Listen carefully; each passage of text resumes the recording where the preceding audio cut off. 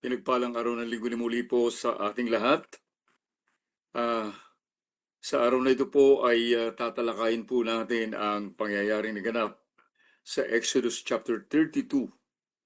At ang ating pong aralin ngayon ay pinamagatang The Most Detestable Sin in the Eyes of God. Medyo mahaba po yung title natin. Ayaw ko pong maputol kasi para maunawaan po natin mabuti.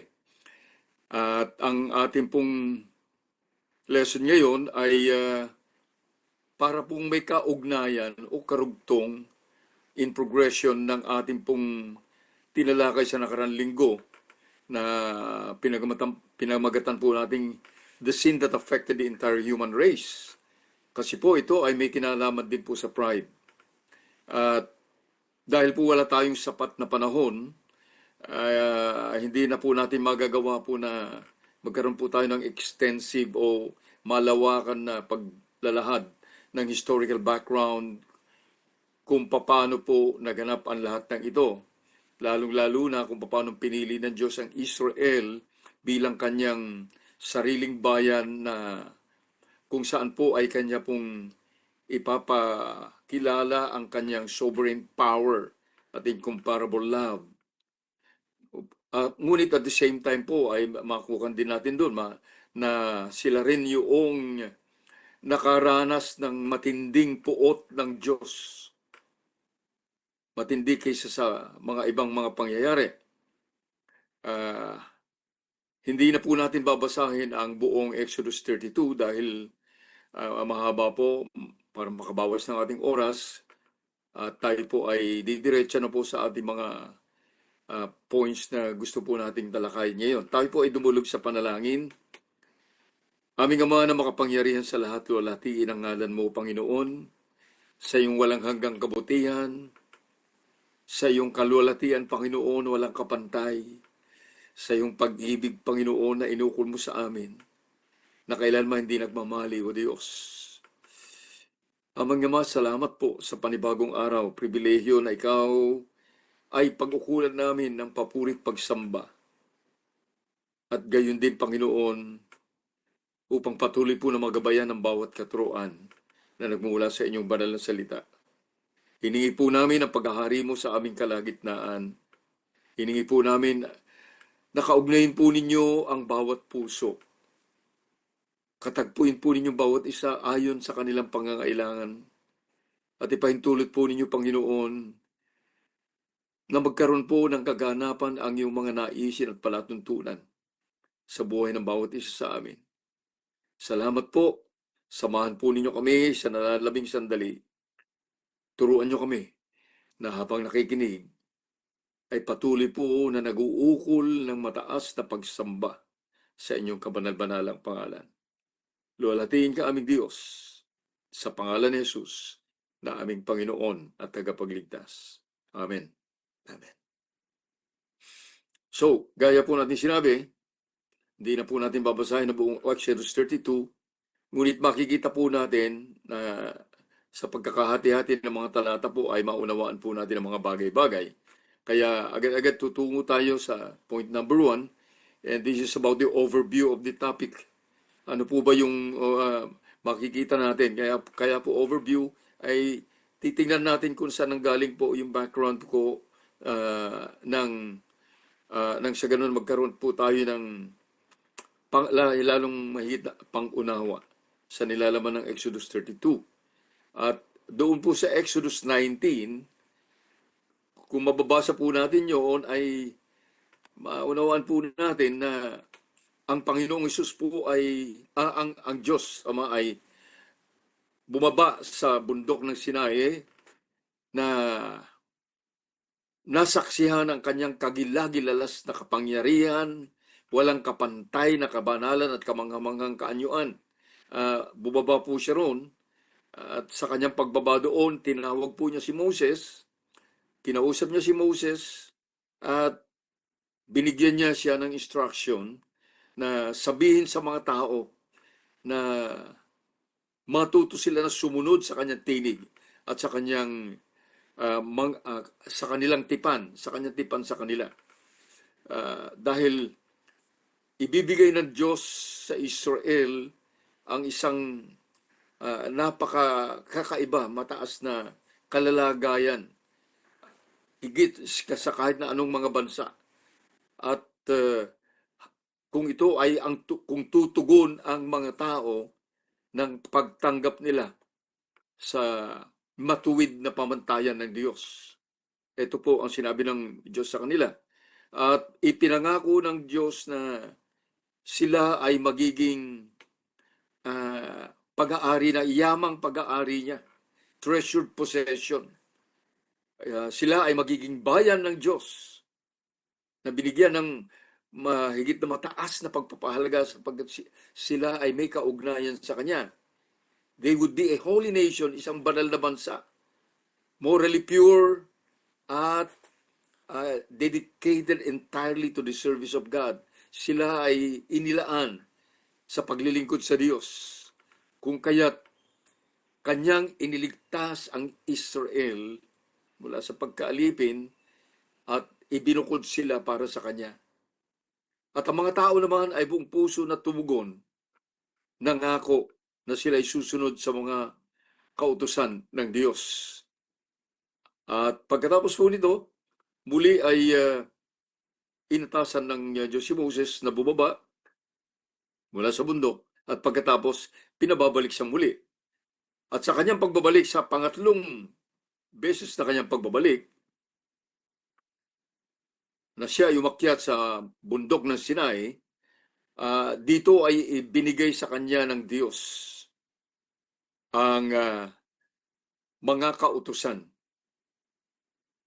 At ang mga kautusan na kanyang binigay ay upang ipakita, ipaalam sa mga Israelita ang kanilang pagiging makasalanan. At ito mula sa panimula ng lahat at sa buong kasaysayan ng mundo, ang tao ay makasalanan. Binabanggit ito, una tingnan natin Romans chapter 3, verses 19 to 20. Sabi po ron, now we know that whatever the law says, it speaks to those who are under the law, so that every mouth may be closed, and all the world may become accountable to God.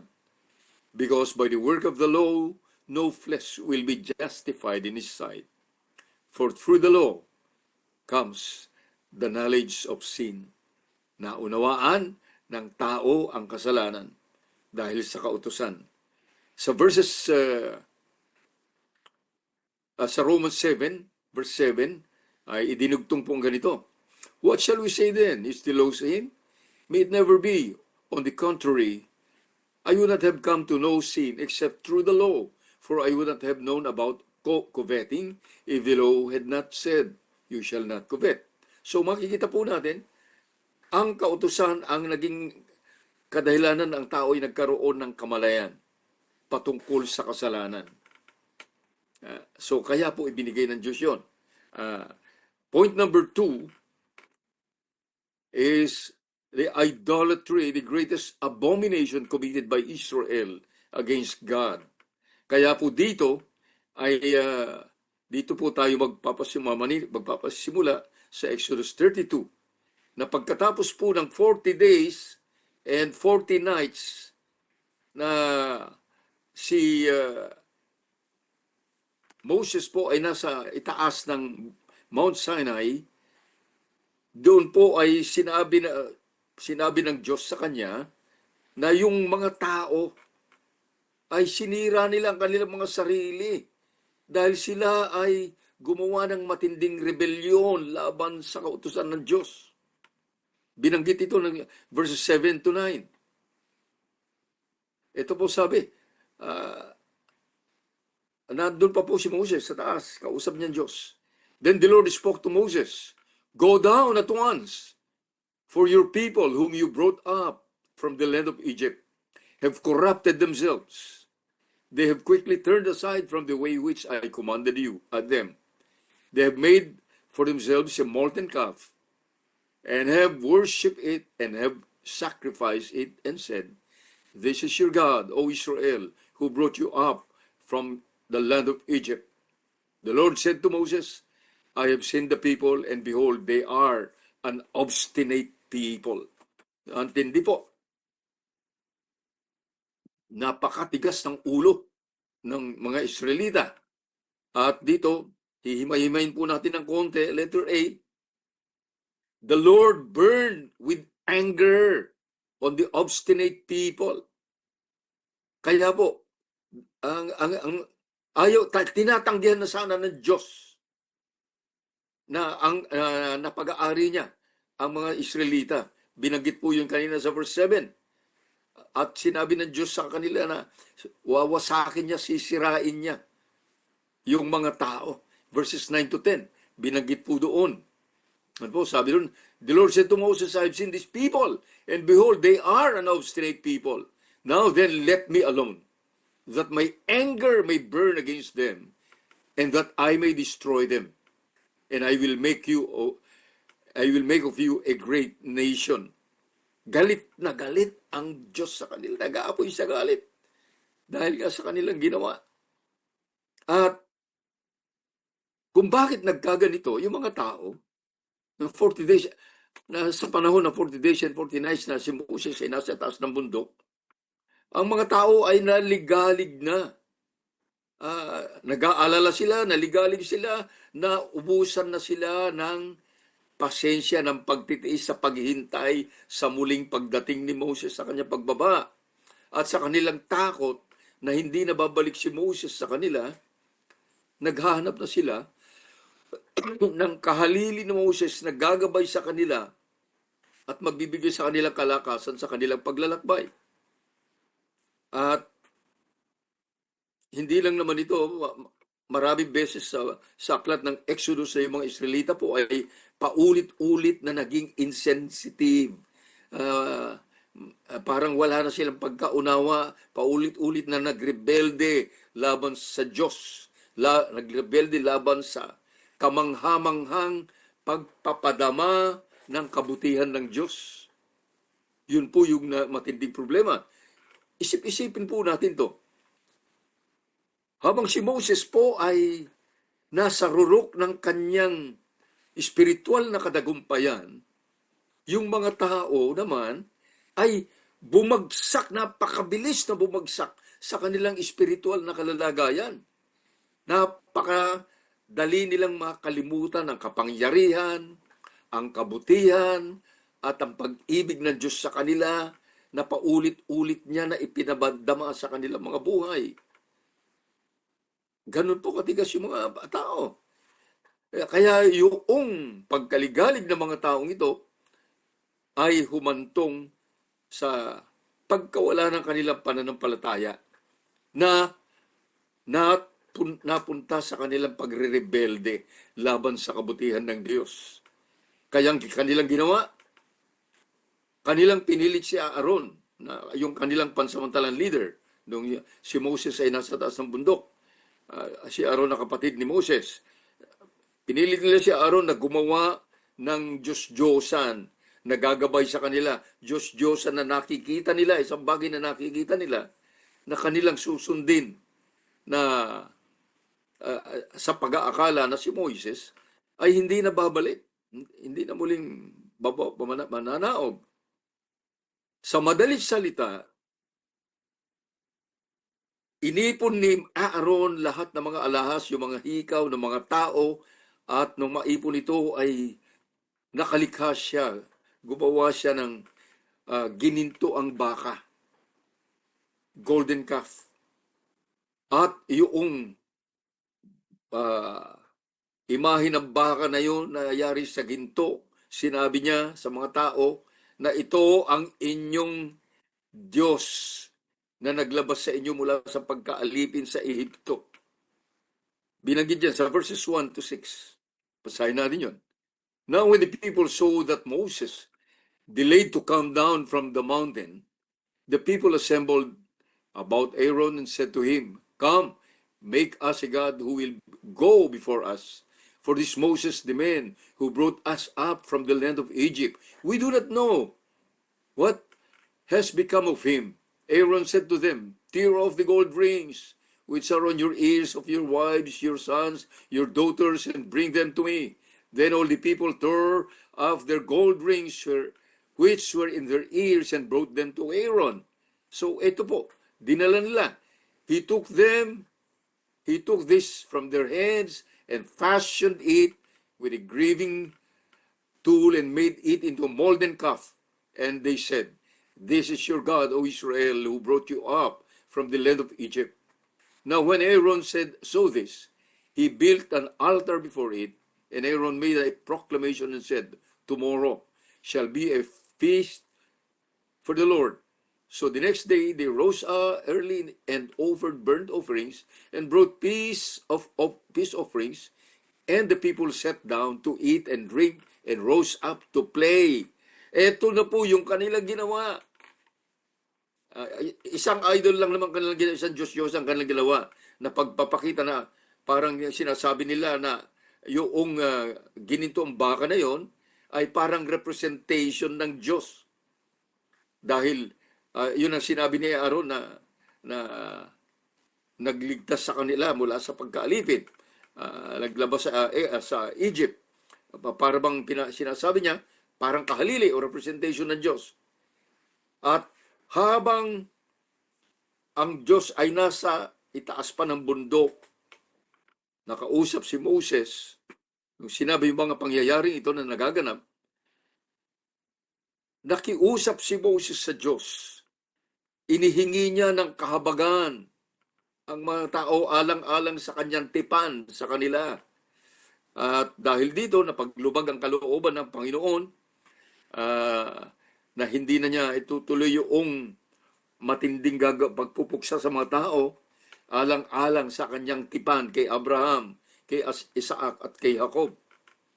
So, pag inisip po natin ito, talagang grabe po kung hindi sa pakiusap ni Moses.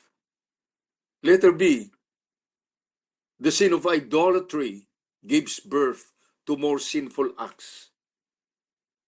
Nung sila magkasala, sumamba sa Diyos-Diyosan, ano po nangyari? Yung parang nag-multiply yung kanilang kasalanan. Verses 4 to 6. Tingnan natin ang kanilang ginawa. Bagamat dito, very brief yung pagkakalagay. He took this from their hand and fashioned it with graving tools and made it into molten calf and said, "This is your God, O Israel, who brought you up from the land of Egypt." Now when Aaron saw this, he built an altar before it. Ayan. Isang nagdagdag na kasalanan. Ginawa ng altar at sasambahin. And Aaron made a proclamation, said, "Tomorrow shall be the feast to the Lord." Yeah, pararangalan nila. The next day, they rose early and offered burnt offerings and brought peace offerings. And the people sat down to eat and to drink and rose up to play. Verses 17 and 18. Tignan natin. Now when Joshua heard the sound of the people as they shouted, he said to Moses, "There is a sound of war in the camp." Napakaingay nila. But he said, "It is not the sound of the cry of triumph, nor is sound of cry of defeat, but the sound of singing and I hear." So, yung mga tao talagang sobrang kasayahan, yung pagsasayang kanilang ginawa, at yung kanilang paghahandog ng kanilang mga peace offerings at fellowship offerings sa Panginoon, ay sinamahan nila ng festivity kung ano-anong paraan ng labis na pagsasaya. At yung labis na pagsasayang yun, pag hinalukay natin ang kasaysayan, ay nagsasuggest ito ng practice of immorality. Lahat na ng klaseng immoralidad ay naganap doon. At kung tayo po ay naging observant, karamihan naman ay nagbubukas ng kanilang Facebook, maaring nakita natin yung religious celebration na nangyayari sa ating kapaligiran doon sa mga taong nagsasabing kanilang ipinagdiriwang at pinararangalan ang kanilang Diyos na hindi naman nila totoong kilala. At ito ay karaniwan na ginagawa na kahalintulad ng ginawa ng mga Israelita. Ito, and all of these are pagan practices. Letter C. The idolatrous festivities of the people did not only cause the undescribable anger of the Lord, but even to Moses, who was burning in anger. Galit na galit din si Moses. Galit na galit ang Diyos. Galit na galit si Moses. Dahil nung pagbaba ni Moses mula sa bundok, na dala-dala niya yung dalawang tipak ng bato na kung saan nakasulat ang ang kautusan ng Diyos, na mismong ang kamay ng Diyos ang sumulat nito. Nakita niya yung mga Israelita na nag-awitan, nagsasayawan doon sa palibot noong Diyos-Diyosan nilang baka.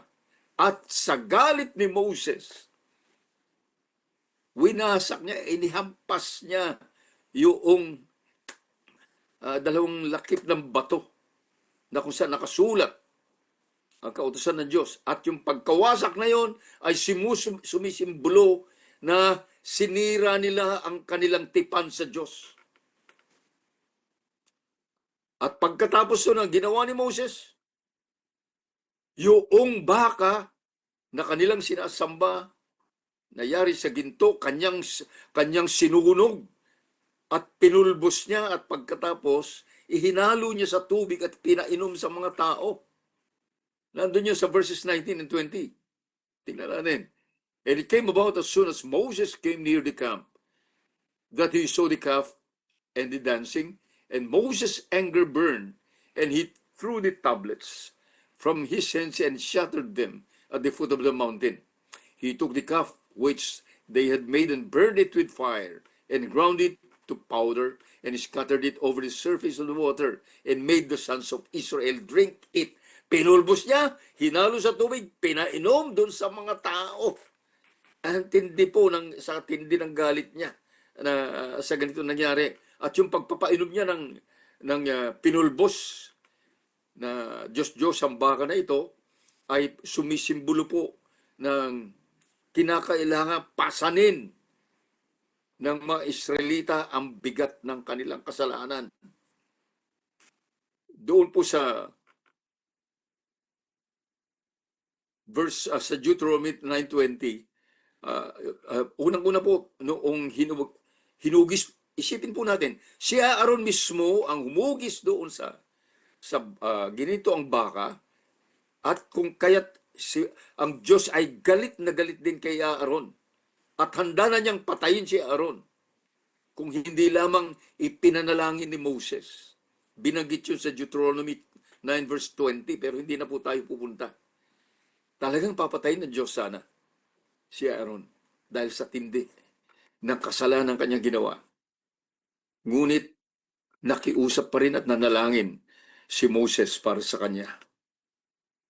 Letter D, the gruesome judgment to those who were involved and participated in idolatry.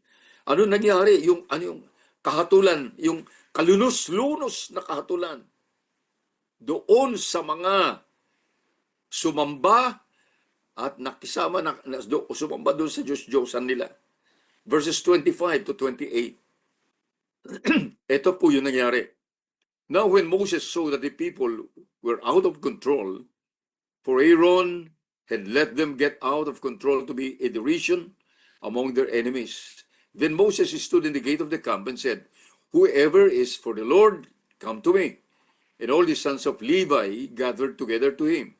He said to them, thus says the Lord, the God of Israel, every man of you put his sword upon his thigh, and go back and forth from gate to gate in the camp, and kill every man his brother, and every man his friend, and every man his neighbor. So the sons of Levi did as Moses instructed, and about 3,000 men of the people fell that day. Pinapatay ng Diyos lahat noong mga nakilahok doon sa pagsamba sa Diyos-Diyosan. Yung mga Levites lamang ang hindi kaya sila inatasan para gawin ito. Dito natin makikita kung paano po katinding kasalanan ang pagsamba sa Diyos-Diyosan. Letter E, the sin of idolatry is listed by God's handwriting as the second commandment. Yung ibinigay na tablets ng law kay Moses, Kamay ng Diyos ang sumulat mismo. At yung pagsamba sa Diyos-Diyosan ay pangalawang pinakamahalaga na kautusan na binanggit ng Exodus chapter 20 verses 2 to 6. Isipin po natin ang haba nito. I am the Lord your God who brought you out of the land of Egypt, out of the house of slavery. You shall have no other gods before me. You shall not make for yourself an idol or any likeness of what is in the heaven above, or on the earth beneath, or on the water under the earth. You shall not worship them, nor serve them. Tingnan natin mabuti ito. Gagawa, huwag gagawa, huwag yuyukod, huwag sasamba. Nang kahit na anong kawangis ng nasa langit, nasa lupa, ilalim ng lupa, ilalim ng tubig. Huwag sasambahin, huwag paglilingkuran. At ang gagawa nito, may karugtong po yun. You shall not worship them or serve them, for I, the Lord your God, am jealous God, visiting the iniquity of the fathers on the children, on the third and fourth generations of those who hate me, but showing loving kindness to thousands, to those who love me and keep my commandments. Isipin po natin, yung sumpa hanggang sa pangatlo at pang-apat na henerasyon. Ganito po katindi ang pagsuway sa kasalanang pagsamba sa Diyos-Diyosan na isinulat mismo ng kamay ng Diyos. Take note. Natanda po natin ito. Any image or representation of the Almighty God made by human hands is the worst insult to Him, the Creator of the universe, whose power is beyond limit and His holy and glorious attributes are beyond compare. Ito po yung inilagay na po natin sa isang mahabang sentence po, yung nais pong ipakita rito. Kahit na anong imahe, kahit na anong larawan ng Diyos na makapangyarihan sa lahat na walang kapantay. Wala siyang kapantay sapagkat siya ang lumikha ng baong sansinukob. Walang kapantay ang kanyang kapangyarihan. Walang limit ang kanyang kapangyarihan. Walang kapantay ang kanyang kalwalatian. Walang kapantay ang kanyang kabanalan. At siya'y walang hanggan. Kaya hindi siya maaring ihambing sa kahit na ano. Hindi maaring igawan ng kahit na anong wangis niya. Kaya yun nangyari sa Exodus 32, ang pinakamatinding halimbawa ng puot ng Diyos laban sa kasalanang pagsamba sa Diyos-Diyosan na nakalagay sa lumang tipan. At ang katotohanan, ang buong Biblia ay naglalaman puno ng mga katuruan laman sa pagsamba sa Diyos-Diyosan. Ngunit ang tao sa lahat ng henerasyon ay hindi natuto ng kanilang leksyon. Hindi po natuto ang tao. Yun po yung napakalungkot na katotohanan. Kaya po yung sin of idolatry na ito ay kaya po sinabi ko kanina na may kaugnayan ito dun sa ating inaral sa nakaraan linggo. Yung patungkol po sa pride. Kasi po, ang sin of idolatry actually ay isang halimbawa ng kaparaanan ng pagpapahayag ng pride.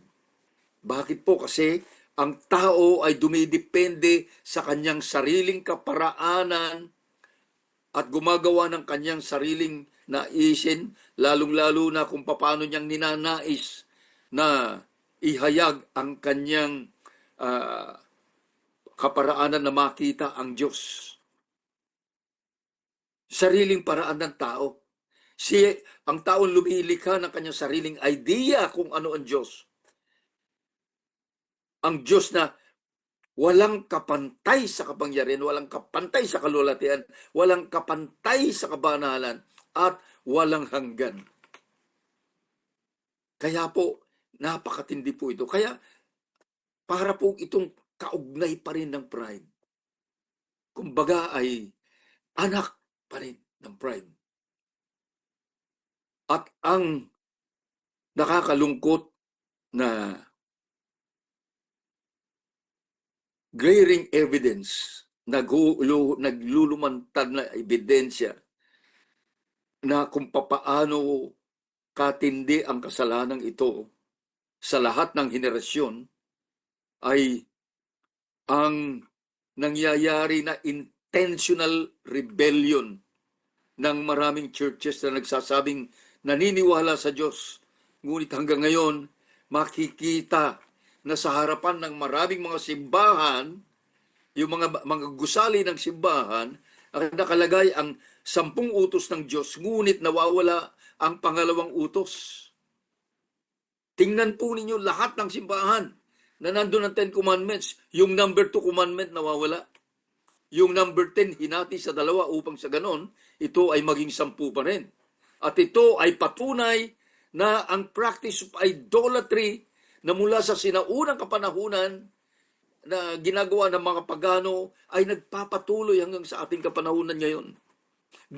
Ganito po katindi ang tigas ng puso ng tao na nagre-rebelde laban sa Diyos. Point number 3. Idolatry in the New Testament times and in the dispensation of grace. Ito na, New Testament time at saka sa ating kapanahunan. Ngayon na kung saan tayo po ay nasa ilalim po ng biyaya ng Diyos. At dito, yung pagsamba sa mga Diyos-Diyosan ay nagpapatuloy na ginagawa sa panahon ng bagong tipan at panahon ng mga apostol. At ito ay pinagpatuloy hanggang ngayon ng mga ilang religious groups sa buong mundo. Buong mundo po. Dito makikita natin, una, letter A,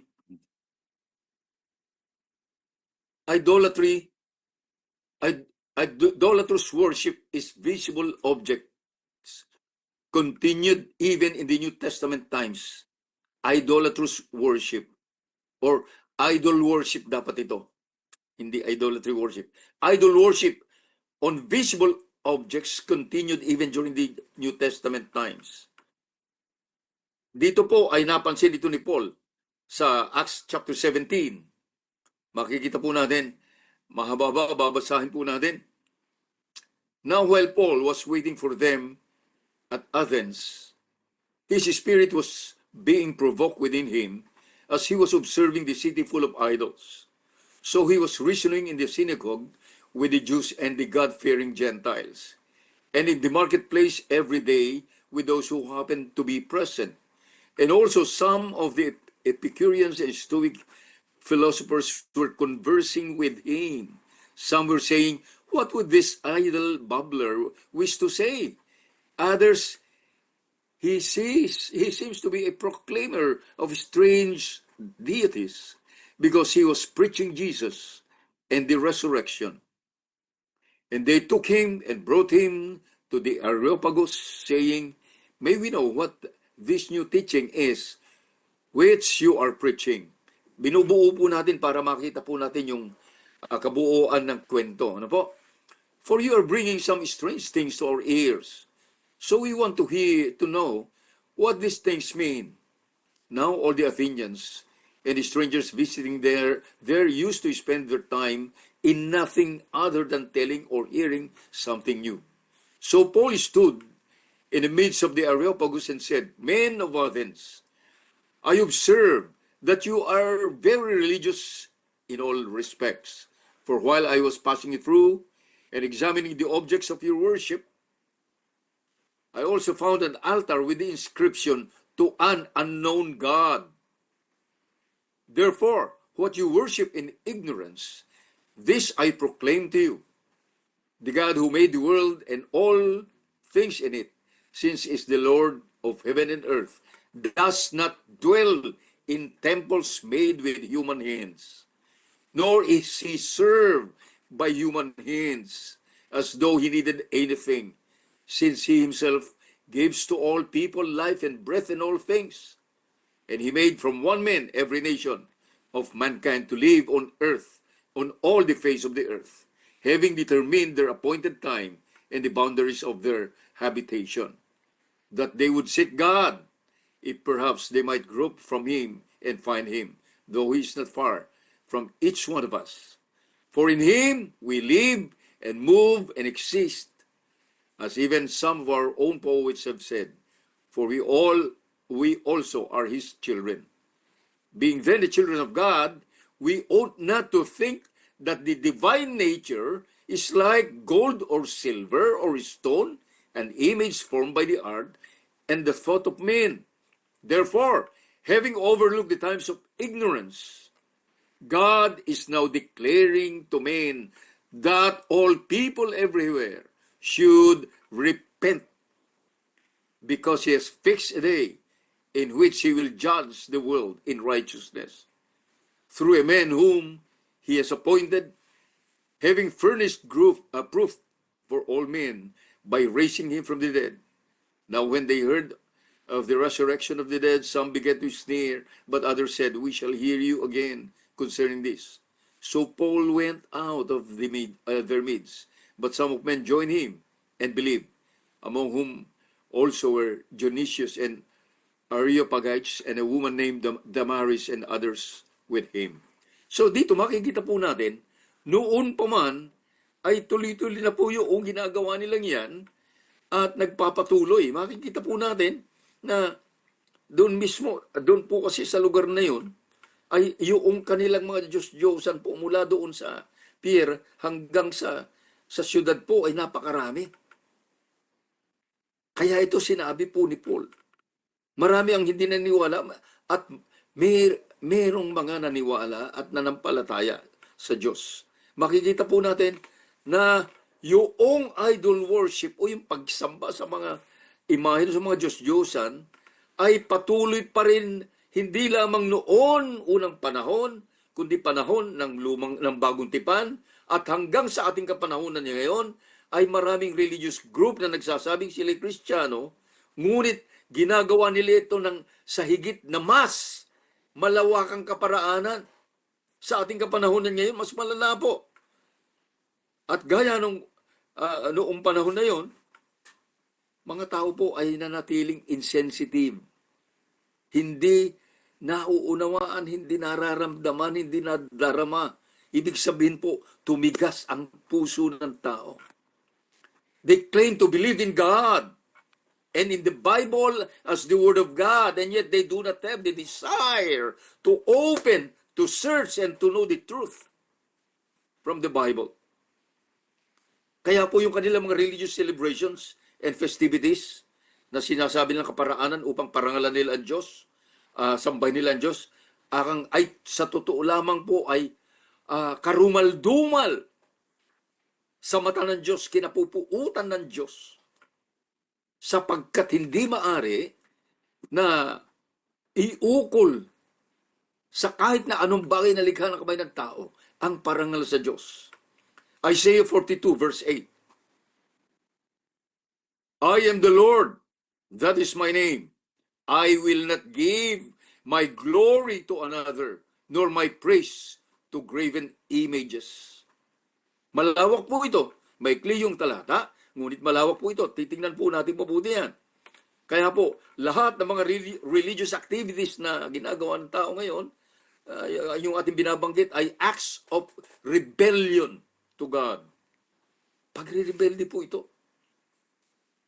Kaya po sinabi po ng Panginoon mismo, John chapter 4, verses 23 to 24. Sabi niya, but an hour is coming, and now is, when the true worshipers will worship the Father in spirit and in truth. For such people, the Father seeks to be His worshipers. God is a spirit, and those who worship Him must worship in spirit and in truth. Ang Panginoong Hesus mismo ang nagsalita po rito. At ang Diyos ay patuloy na nangungusap sa tao sa lahat ng kapanahunan. Nangungusap po ang Diyos sa pamamagitan po ng mga natural at man-made calamities na nagaganap sa iba't ibang panig ng daigdig, lalo na sa ating bansa. At maging ang mga tao na inaasahan natin na magpuprotekta at tutulong at magpipreserve sa mga sa sambayanan, sa kabutihan ng sambayanan, sila ang sumisira sa bansa. Kasama ito po sa sumpa. At malungkot mang sabihin na natili pong bulag, bingi, at walang pakialam ang tao. People remain to be blind, deaf, and insensitive. Yun po yung malungkot na katotohanan. Letter B. The consequences and judgment of God against idolatry. Panimula pa lamang ng Romans, binanggit na po ito. Romans chapter 1, verses 18 to 32. For the wrath of God is revealed from heaven against all ungodliness and unrighteousness of men who suppress the truth in unrighteousness. Because that which is known about God is evident within them, for God made it evident to them. For since the creation of the world, His invisible attributes, His eternal power and divine nature have been clearly seen, being understood through what has been made, so that they are without excuse. For even though they knew God, they did not honor Him as God or give thanks. But they became futile in their speculation, and their foolish hearts were darkened. Professing to be wise, they became fools and exchanged the glory of the incorruptible God for an image in the form of corruptible men and of birds and four-footed animals and crawling creatures.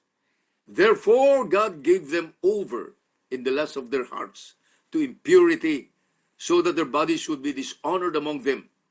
For they exchanged the truth of God for a lie, and worship and serve the Creator rather than the Creator, who is blessed forever and ever. Amen. For this reason, God gave them over to degrading passions. For their women exchanged the natural function for that which is unnatural. And in the same way, the men abandoned the natural function of the woman and burned in their desire toward one another. Men with men, committing indecent acts and receiving in their own persons the due penalty of their error.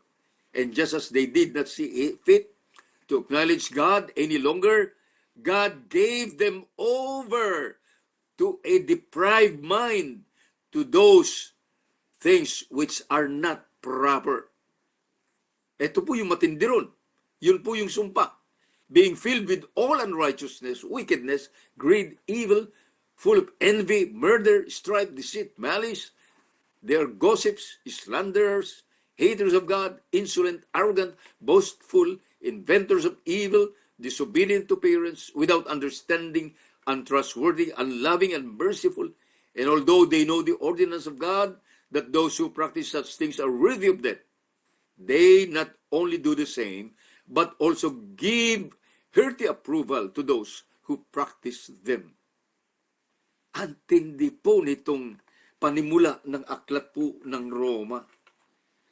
Isipin po natin na yung favor ng Diyos, iniwan na po ang tao na gumagawa ng ganito. At pinabayaan na sila na sa makasalanang kaisipan, tumigas ang puso na hindi nararapat na ginagawa. Pinabayaan na, ginagawa na nila.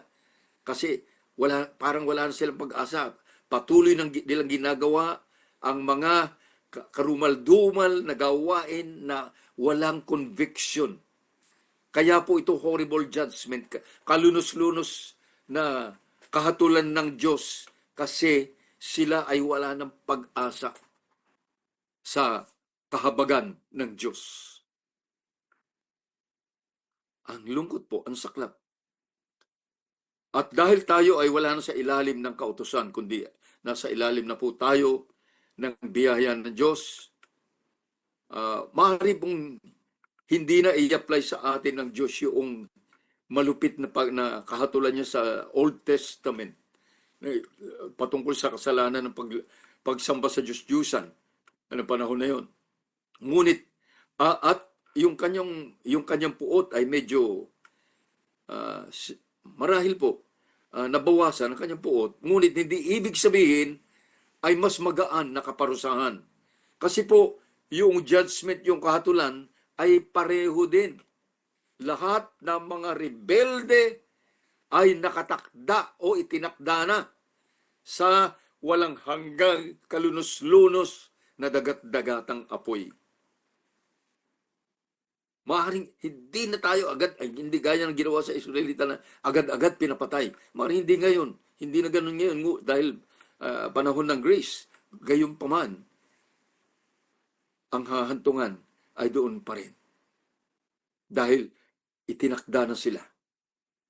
At sa ilalim po nitong letter B na ito, titingnan po natin, unang-una, B1, they will never inherit the kingdom of God along with all other who rebelled against the holiness of God.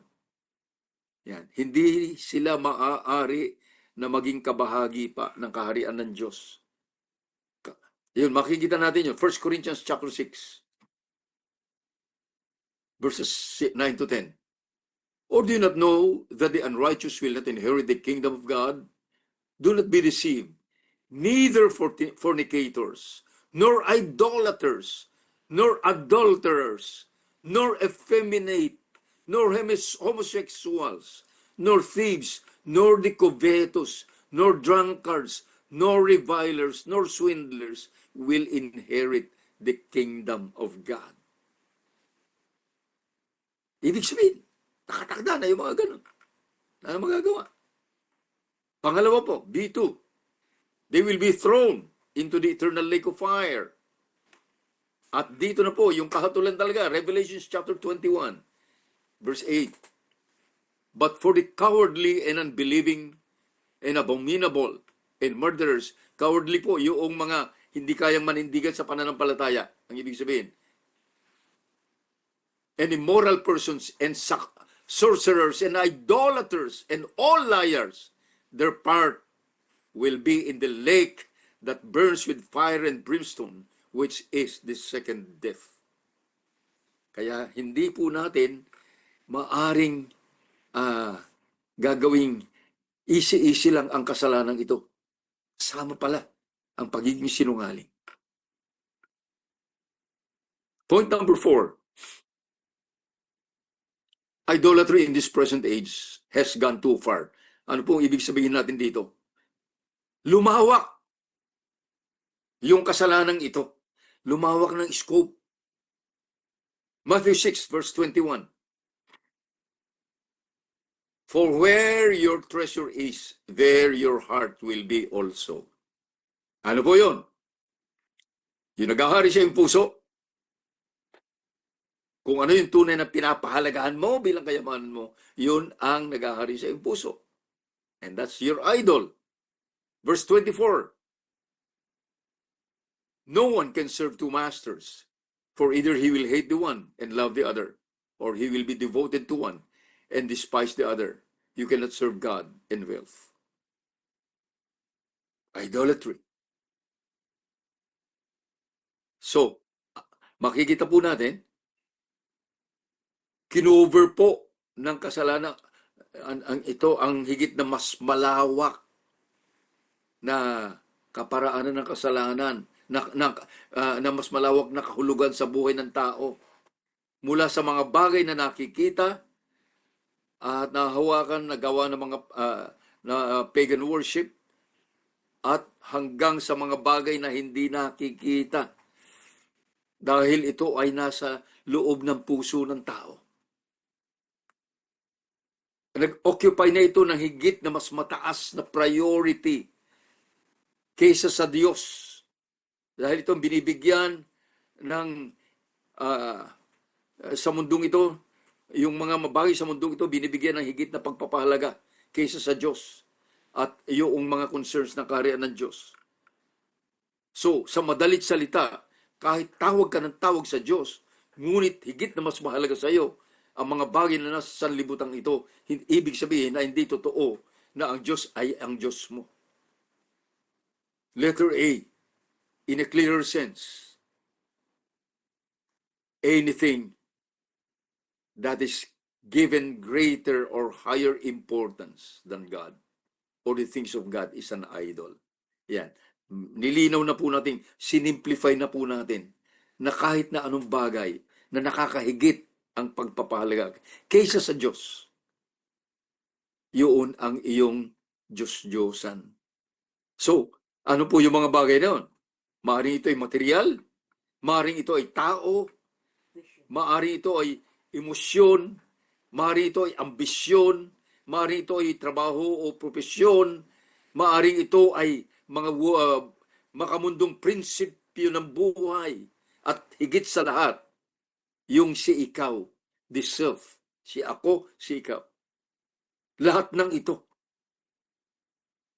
Ayan, ibig sabihin, yun ang iyong Diyos. Kaya po yung mapanlinlang na gagawain ng kasalanang ito ay pumasok sa kailimang bahagi ng puso ng tao na ginagamit na sa maling kaparaanan ng kabutihan ng Diyos. Binibigyan ng maling kahulugan na parang sinasabi na ang laging naisin ng Diyos para sa tao ay lahat ng mabubuting bagay na nagbumula sa mundong ito para ma-enjoy niya. Ito na po yung kaisipan ng mga maraming tao ngayon. Ang tingin nila sa Diyos, tagabigay lang lahat ng mga bagay na ma-enjoy nila sa buhay. And in a very subtle way, His desire are for these things. O kung ano yung makakasatisfy sa kanyang emotion, at sa kanyang laman, o na nag-o-occupy ng higit na mas mataas na pagpapahalaga kaysa sa Diyos. Kaya, ano nangyayari? Sasabihin kilala ang Diyos, ngunit ginagamit lang ang Diyos sa pamamagitan ng pagdudulot ng mga mabubuting bagay na binibigay ng Diyos, at sabing itong kadahilanan ng kanyang pagsamba. Yung maidulot sa kanya ang lahat ng mga bagay na ninanais ng sarili. This is the reason why majority of people, the goal of majority of people is to be happy. Pag tinanong mo karamihan ng tao, anong gusto mo sa buhay? Gusto ko lang lumigaya. Ngunit ang kanilang kaligayahan ay nakadepende sa mga bagay na nanggagaling sa material na sanlibutan na nagbibigay ng kahit na anong bagay na makapagpapasaya sa kanila. At ganun din yung mga bagay na makabibigay ng kasiyahan sa laman at sa kanilang emosyon. Yun po yung problema. Sa ibig sabihin, makalupa lahat ng pananaw ng tao. Nagkiklaim ang tao na kilala nila ang Diyos. But unconsciously, they are more focused on seeking God's favor for everything. Yung totoo lang, tawag na silang tawag sa Diyos, pero ang talagang kaisipan nila ay yung mga bagay na pwedeng ibigay ng Diyos sa kanila. Yung makabubuti sa kanila, yung magbibigay ng para sa kanilang sariling kapakanan, at hindi nila pangalawa o pangatlo lamang hindi makatotohanan na hinahangad nila na maluwalhati ang Diyos sa pamamagitan ng buhay na pinagkaloob sa kanila ng Panginoon. Yun po yung problema. Letter B. The sin of idolatry has been infused in various facets of life, such as in religious practices, culture, traditions, and worldly principles. Okay, tingnan po natin ito mabuti kasi nag-warning dito ang Colossians chapter 2, verse 8. Ang sabi doon, see to it that no one takes you captive through philosophy and empty deceptions, according to the tradition of men, according to the elemental principles of the world, rather than according to Christ. Maraming tao nagsasabing kilala nila ang Diyos, naniniwala sa Diyos, sumusunod sa Diyos, ngunit nakadepende sa katuruan, sa kultura at tradisyon ng kanilang religious denomination sa halip na buong katapatan na sumusunod sa dalisay ng salita ng Diyos mula sa Bible. Unawain na po natin mabuti ito. Kasi ang bawat denominasyon o bawat grupo ay hinaluan nila ng kanilang mga tradisyon, sariling interpretation sa salita ng Diyos. At dito dumidepende ang tao, hindi doon sa diretso mula sa salita ng Diyos. Kaya sa ganitong pangyayari, ang kanilang loyalty ay sa kanilang denomination or sa kanilang religious group na kung saan sila nabibilang. Yun po yung problema. At yun ang nag-o-occupy ng higit na mas mataas na pagpapahalaga sa kanilang puso at hindi ang dalisay na salita ng Diyos. And that is tantamount to idolatry. You say you believe in God, but you depend on the teachings of your denomination or your church without even examining kung yun ay dalisay na salita ng Diyos o sarili lang interpretation. Kaya po, isa itong kaparaanan na hinahalilinan, inihahalili sa Diyos yung loyalty sa mga ganitong bagay. At kaya ganun din, yung mga tao nagsasabing sila ay Kristiyano, ngunit ang kanilang loyalty ay yung kanilang membership sa church organization nila na gumagawa ng mga rituals, activities, at mga kaparaanan ng pagsamba na salungat sa dalisay na katuruan ng salita ng Diyos. O di kaya ay binabaluktot ang nilalaman ng salita ng Diyos. This is even worse form of idolatry. Kaya po, doon po sa binasa natin sa Colossians 2 kanina, yung verses 9 and 10, ay sinabi na puro na lahat ng mga nakikristo, ito po, sabi niya, for in Him all the fullness of deity dwells in bodily form, and in Him you have been made complete, and He is the head over all rule and authority. Si Jesus, hindi yung organisasyon. Point number 5. This sad spiritual condition of the present modern world. Ito po yung present condition. 2 Timothy chapter 3, verses 1 to 5. And that from childhood you have known the sacred things. 3 to 5, mali yan. 2 Timothy 3, verses 1 to 5. Mali yung nakasulat. 2 Timothy chapter 3,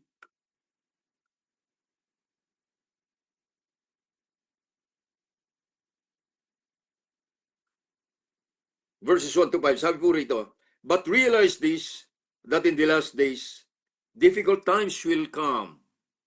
For men will be lovers of self, lovers of money, boastful, arrogant, revilers, disobedient to parents, ungrateful, unholy, unloving, irreconcilable, malicious gossips, without self-control, brutal, haters of good, treacherous, reckless, conceited, lovers of pleasure rather than lovers of God, holding to a form of godliness, although they have denied its power. Avoid such men as this. Ang bigat po. Dugtungan natin sa 2 Timothy chapter 4. Ayan, tama na yan. Verses 3 to 4. For the time will come when they will not endure sound doctrine, but wanting to have their ears tickled, they will accumulate for themselves teachers in accordance to their own desires, and will turn away from their ears from the truth, and will turn aside to myth. Ito na po yung actual na nangyayari ngayon. Kaya makikita po natin na tayo po ay nasa ganitong kapanahunan na ngayon na hindi po natin namamalayan na ito na po ang talagang nangyayari sa atin ngayon. Ang kalalagayan ng daigdig na ating ginagalawan ngayon. Kaya po yung sin of idolatry po ay na-invade na po niya ang halos buong pagkatao ng mga tao. At binanggit na kasi ito ng Bible at ito na po yung nangyayari sa ating kapanahunan. This is now that the time of apostasy has been existing already for quite a time. Na nangyayari na po ito sa ating kapaligiran. Patunay na tayo ay nasa huling panahon na. Eksakto ganito na po nangyayari ngayon. Point number 6. The Lord's rebuke and warning in the last days. Ayan, isinama po natin ito dahil napakahalaga. Nag-warning na ang Diyos. Ano po? At ito ay sa Revelation chapter 3, verses 14 to 17. Ganito na po. Okay, basahin muna natin ito bago po natin ipaliwanag. To the angels of the church in Laodicea write, the Amen, the faithful and true witness, the beginning of the creation of God, says this, I know your deeds, that you are neither cold nor hot. I wish that you were cold or hot. So because you are lukewarm and neither hot nor cold, I will spit you out of my mouth. Because you say, I am rich and have become wealthy and have need of nothing, and you do not know that you are wretched and miserable and poor and blind and naked. Antindi po, ng warning ng Panginoon. Pag inisip po natin, bakit may warning na ganito sa Old Testament? Yung po kasing letters to the 7 churches in Asia na sinulat po ni John sa aklat po ng Revelations, ay mga actual churches po ito nung kapanahunan na yon. At lahat ng ito ay actual representation din ng spiritual condition ng iba't ibang churches sa lahat ng kapanahunan hanggang sa ating kapanahunan ngayon. Kaya po yung sulat na ito sa iglesia sa Laodicea ay isang warning at rebuke dahil sa kanilang pagiging maligamgam sa kanilang buhay espiritual. Ang lungsod po kasi ng Laodicea ay isang dating mayamang lungsod. Kung kaya't ang mga Kristiyano puro nag-i-enjoy po sila ng comfort, magandang buhay, contentment dahil sa material na yaman. At ito ang dahilan kung bakit sila ay maligamgam sa kanilang buhay espiritual. At pansinin po natin, ang bigat po ng mga binitiwang kataga ng Panginoon dito. Paano niyang dinescribe sila? Wretched, pitiful, poor, blind, naked. Kahabag-habag kayo, kalunos-lunos kayo. Mga, yung kung na salitang itong pobre, hindi po literal na pobre na sa bagay na pinansyal. Bulag, hindi po literal na bulag. Hubad, hindi literal na bulag. Kundi lahat ng ito ay nagde-describe po ng kanilang totoong spiritual condition.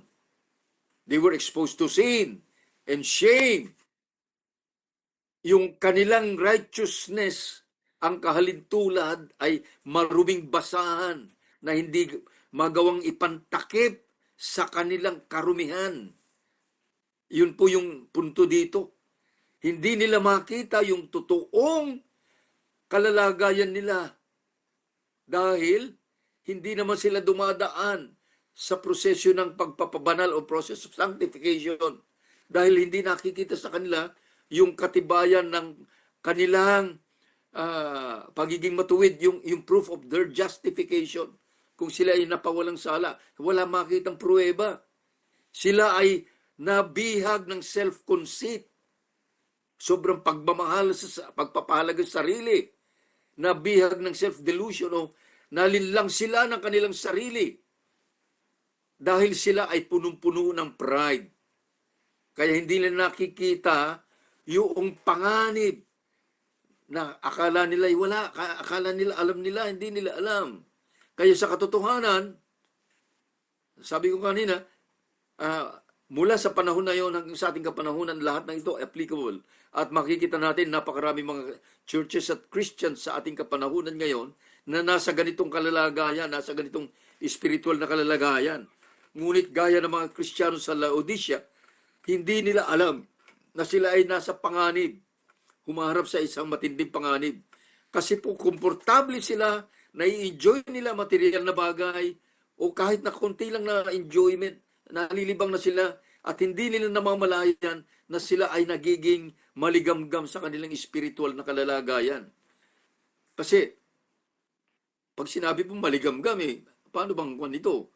Hindi sila intense sa kanilang buhay spiritual. Parang relax lamang. Ito po yung punto dito. Relax na relax sila. At yung karamihan ng ganito po ay kabilang sa malalaking churches o malalaking denomination o di kaya na-enjoy nila ang kanilang pananambahan sa malalaking gusali at magagandang church buildings.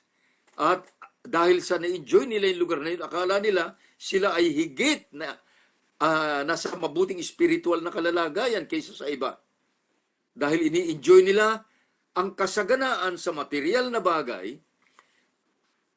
sila ay nag-aakala na sila ay nahigit ang favor sa kanila at pagpapala ng Diyos sa kanila. Kung kaya't sila ay nabulagan sa totoong spiritual condition nila sa harap ng Diyos. Yun po yung problema. Sa kabilang dako, meron din naman yung mga kapos sa maraming bagay na ganito. Deprived of comfort and wealth. Walang-wala. At yung mga ganito naman, matindi ang kanilang desire kung paano makamit yung mga bagay nito, kaya ito rin yung kanilang focus, kaya sila nagiging maligamgam din. So ito po yung opposite side. Ano po? Kasi hinahanap nila ang Diyos, ngunit mali ang kanilang motibo. Sa halip na mas malalim na buhay spiritual ang kanilang motibo, at mas malalim na relasyon sa Panginoon, ang kanilang motibo ay ang pagdudulot ng Diyos ng kanilang mga pangangailangan. Yun din, kaya po, makikita po natin, both opposite sides are reasons for being lukewarm. Ano po ang gusto ng Diyos? God demands intensity in our relationship with Him and in our spiritual journey. Kailangan masidhi, matindi. Hindi pwedeng maligamgam, hindi pwedeng relax tayo sa ating buhay spiritual. Dahil kung maligamgam tayo sa ating spiritual life, o matamlay, matapang, ang ibig sabihin nito, hindi makatotohanan ng ating pananampalataya at hindi makatotohanan ng ating pag-ibig sa Diyos. Ganun lang kasimple yun. Because if your love relationship with the Lord is true, it has to be intense. Or else it is not true. Point number 7, and the last. The urgent advice of the Lord. Verses 18 to 19.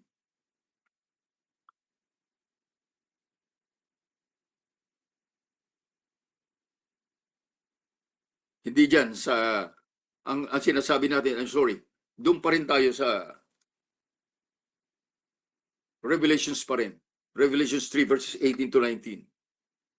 Ang binabanggit dito, I advise you to buy from me gold refined by fire, so that you may become rich, and white garments, so that you may clothe yourself, and that the shame of your nakedness will not be revealed, and eye salve to anoint your eyes, so that you may see.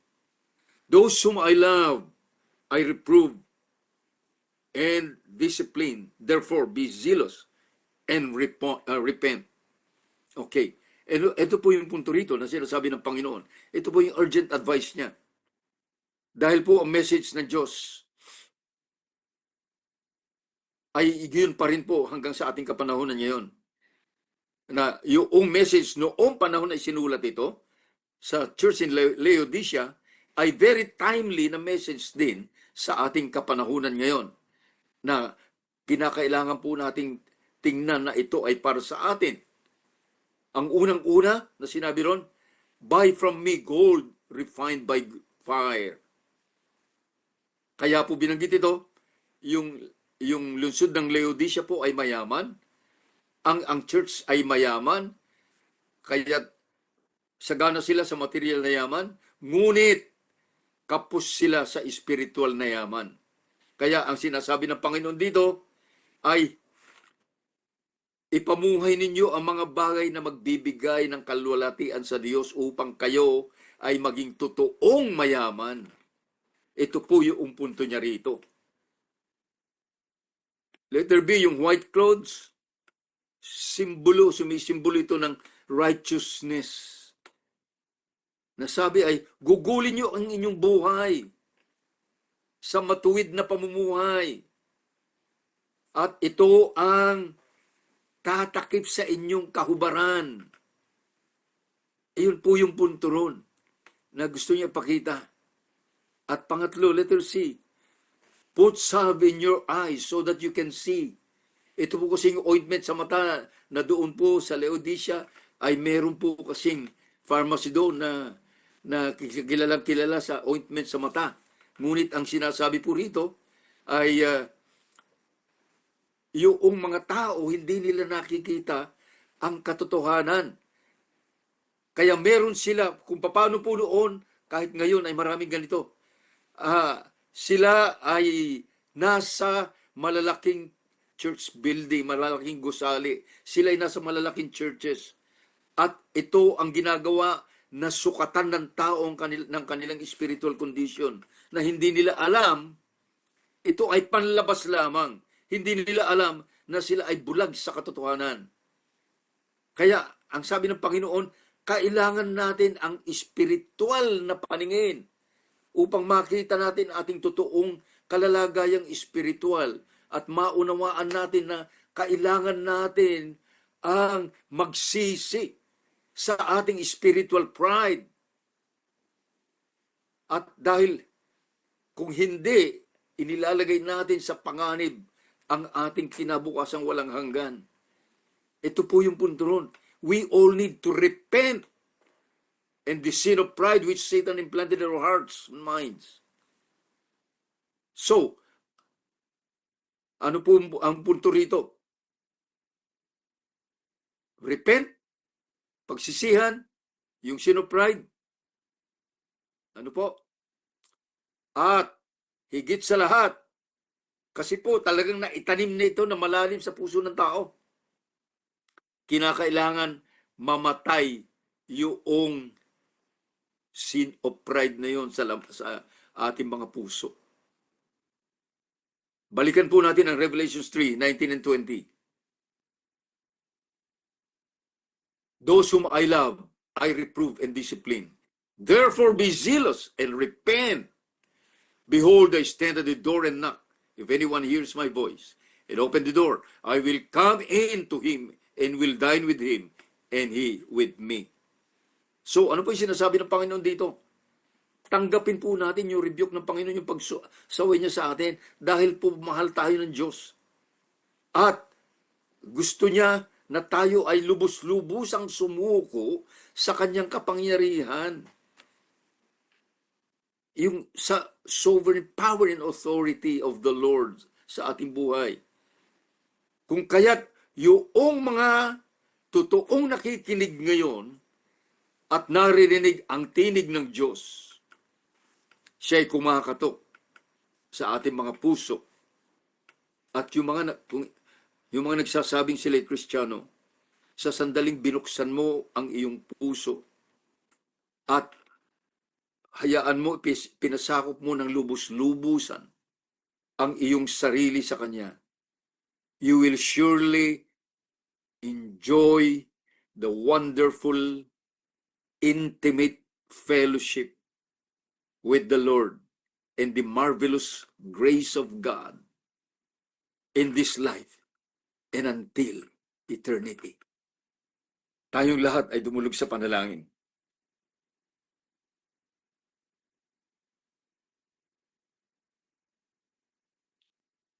Salamat po, aming Ama.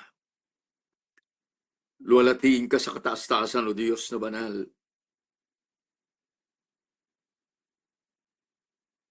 Salamat po sa napapanahon na mensaheng pinagkaloob mo sa amin, aming Diyos. Na marami po sa amin, Panginoon, ang hindi po nakakapansin na kami po ay nagiging maligamgam. na marami po sa amin, Panginoon, ang hindi namamalayan na kami po ay bumabagsak sa pagsamba sa Diyos-Diyosan, sa iba't ibang uri ng Diyos-Diyosan sa aming mga buhay. Aming Diyos, tulungan po ninyo kami na amin pong mapagtanto na mabuti po ang mga bagay na ito. Siyasatin po ninyo ang kasuluk-sulukang bahagi ng aming mga puso. Upang sa ganon, O Diyos, magawa po namin itong ilantad sa iyo, ihingi ng kapatawaran at pagsisihan. Ama, salamat po. Tulungan po ninyo kami, Panginoon. Hiningi po namin ang kasaganaan ng iyong biyaya at kahabagan. Na tunay pong mamatay ang pride na nagahari sa aming mga puso. At amin pong maisuot ang kababaang loob ni Kristo. Na matuto po kami na maging kahalintulad ni Kristo sa lahat ng bagay. Lubos na magpasakop sa iyo. Ama, salamat po. Salamat po. Panginoon, aabutin din po ninyo, Diyos, ang mga kaluluwang naliligaw ng landas. Ang aming mga kapatid na nalilihis, Panginoon. Ang inyong kahabagan, O Diyos, naway makarating sa kanila. Aming Ama, maunawaan po namin na maikli na po ang panahon na sa anumang sandali ko po ay darating. Tulungan po ninyo kami na maging handa sa lahat ng pagkakataon. Ama, na bigyan po ninyo kami na ang tanging mithiin ng aming mga puso ay mabigyan ng kalulatian at parangal ang iyong pangalan sa aming mga buhay. Magkaroon ng kaganapan, Panginoon, ang inyong pinakamabuting layunin hanggang sa ang lahat ay ganap at lubos. Salamat po. Muli po sa inyong mga kamay, amin pong inilalagak ang buhay ng bawat isang anak mo, Panginoon, na nakikinig ngayon, makikinig mamaya, o sa anumang panahon.